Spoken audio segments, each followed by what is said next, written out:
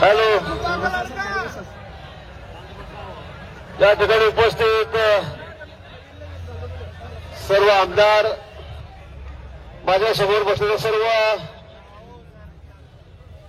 शिक्षक बंधू आणि भगिनींनो, 2024 ला ज्यावेळेला आपली बैठक झाली, मला वाटतं नागपूरला ती बैठक झाली होती, मुंबईत झाली होती, त्यानंतर नागपूरला एकदा झालेली. बरोबर, त्या गोष्टीचा मी साक्षीदार आहे. मी स्वतः त्या बैठकीमध्ये होतो आणि त्यावेळेला टप्पापद्धत आपण ठरवली. नंतर 20%, 40%, 60% मान्य आहे. मी सुद्धा त्या ठिकाणी होतो.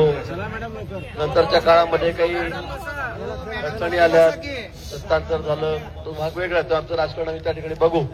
पण इतक्या वर्षानंतर, अनेक वर्षापासून तुमची मागणी होती, इतक्या वर्षानंतर आम्ही त्या ठिकाणी निर्णय केला आणि 20% दिलेत. मला वाटतं बरोबर 40. मला थांबा, मला फक्त विचारू द्या, आता तुम्हाला किती टप्पे मिळालेत?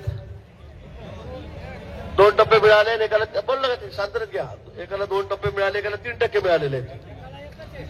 बरोबर, बरं, जे असेल ते. आता माझं एवढंच म्हणणं आहे, आता काय फार जास्त याकडे भाषण करत नाही आपण, जास्त या ठिकाणी ताटकळत बसू नका. उद्या आम्ही आता मुख्यमंत्री मोदयांशी बोलून आलेलो आहे. मी त्यांना म्हटलं हा प्रश्न मार्गी लावावा लागेल. उद्या आता विधानसभेचं सत्र सुरू आहे, बैठक या ठिकाणी अधिवेशन सुरू आहे. आपण म्हटलं की यावेळेला कुठे प्रावधान त्या ठिकाणी केलेलं नाहीये. पण मुख्यमंत्री मोदयांशी मी बोललो, शिंदे साहेबांशी बोललो, अजितदादांशी बोललो, तिन्ही मंत्र्यांशी मी या ठिकाणी बोललेलो आहे.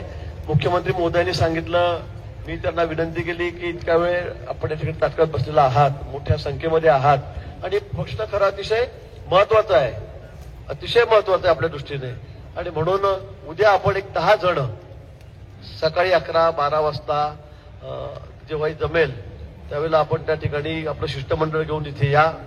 12-1 वाजता म्हणजे प्रश्नोत्तराचा तास होतो संपला की 12-12:30 वाजता आपण तिन्ही मंत्री आपलं सगळं शिष्टमंडळ आपण त्या ठिकाणी बसू, सांगोपांग या विषयावर चर्चा करू आणि काहीतरी सन्मान्य तोडगा काढू. याशिवाय दुसरा तोडगा निघू शकत नाही.